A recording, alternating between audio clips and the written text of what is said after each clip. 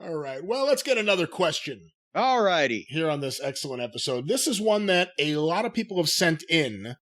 So I'm going to actually pull up an article instead of just reading a question. But I thought of you when I heard this story because times are very different. But something like this had happened previously in the WWF when times were tough.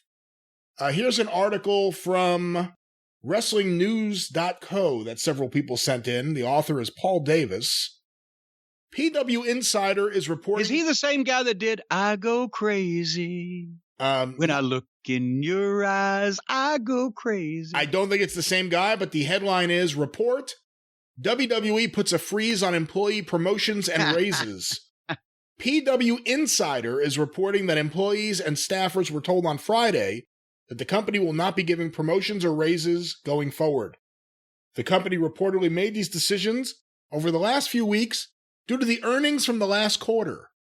Wait a minute, I thought they were making more money than they've ever made in their fucking life. They're selling these things for $1 billion to Fox Network. It was a record year. I don't think it was a record quarter, but let me go back to the story here.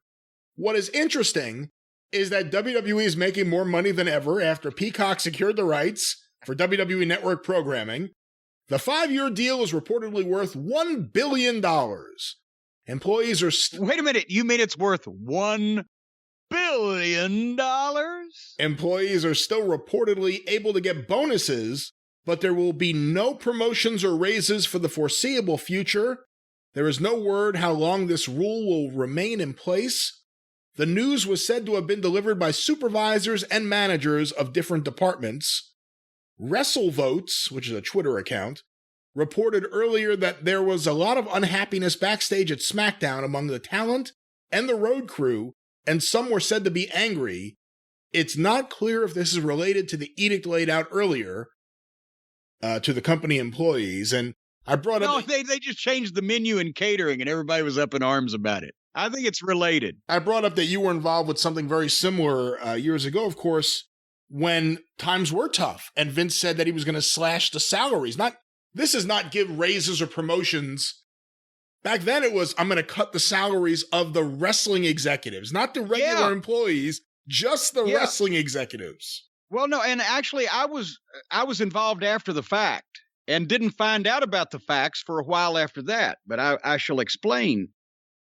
Apparently what happened was in 1995, Vince had got his annual fiscal report and found out that for the first time ever, he had, since they had expanded nationally, he had lost money. He always said, $6 million out of my ass, pal. And at the time, I was just working the TVs. I was still obviously in Tennessee running Smoky Mountain Wrestling, but I was coming up as a manager and working the television tapings and pay-per-views and et cetera. So I wasn't privy to all the inner office details. And even old Uncle Dave back then didn't have all the scoops.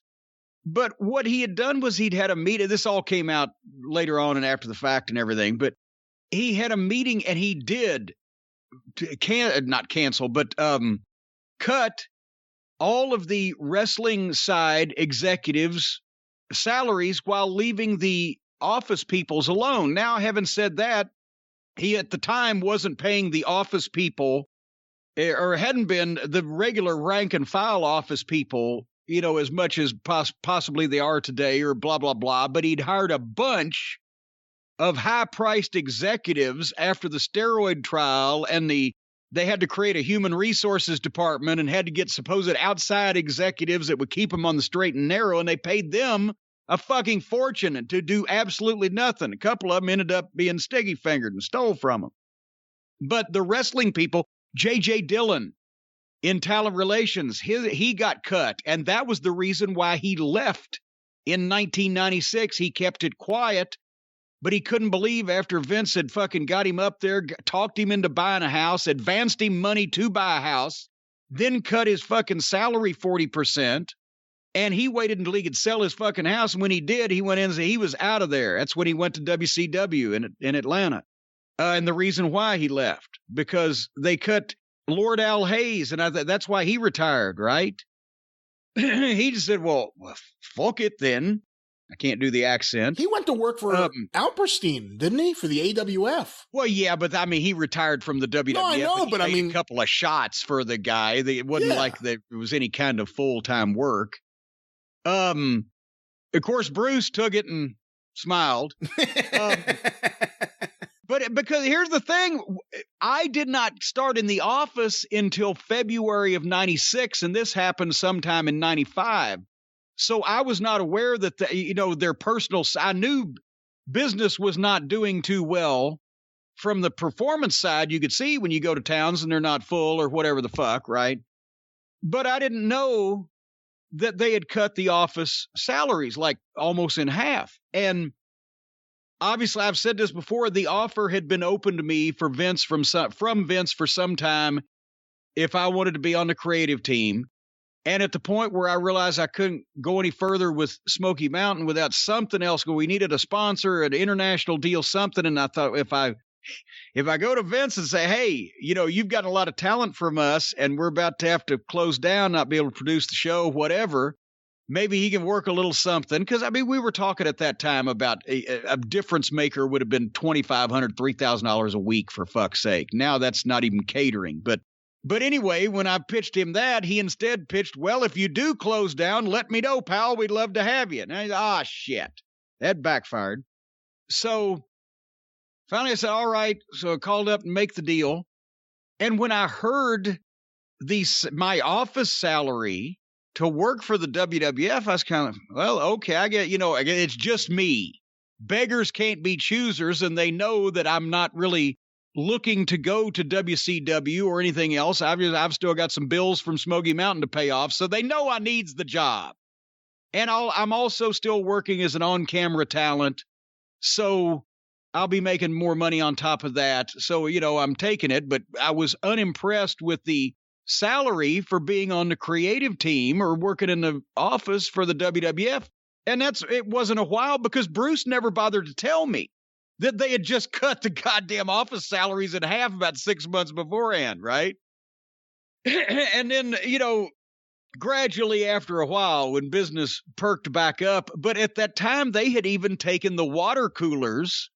That was the joke. They took the water coolers out of the office so they wouldn't have to keep up with the subscription of the water bottles that were coming in. And they just did a drastic cost cutting in 95. And then, like I said, that carried over for a couple years. And then business started picking up again. And then suddenly they were just insane and they'd spend any amount of money on anything. It went the opposite direction.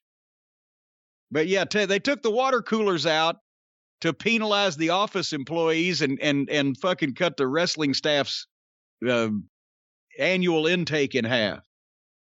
What do you think of this story? The fact that, okay, the quarter wasn't the highest quarter, but it was a record year. And they've decided this is the year that they're not giving out bonuses. They're not giving out promotions. Hey, well, we've talked about this on the program before from the wrestling side. They don't need stars anymore. They just need acrobats and people to, skate and holiday on ice. They don't sell the big fight. They don't sell the big pay-per-view. They don't need a box office attraction to sell out Madison Square Garden. So it's the same thing now with office people. Take it or leave it. We're not going to give you a promotion. We're making a ton of money, but we're almost now bulletproof, foolproof. We'll never go out of business. We've got all these rights fees and everything, so we can find any trained monkey off an assembly line to do your job in graphics and creative services and fucking whatever. And it's the same thing as they don't have to find Tarzan now. All they need is a steady supply of cheetahs. If one monkey breaks his fucking ankle, call the fucking zoo, get another monkey. They're all interchangeable. I'm not surprised. Meanwhile, off the fucking stock scam, all those upper executives are fucking millionaires just because they have a job in a company that they basically is at this point is bulletproof.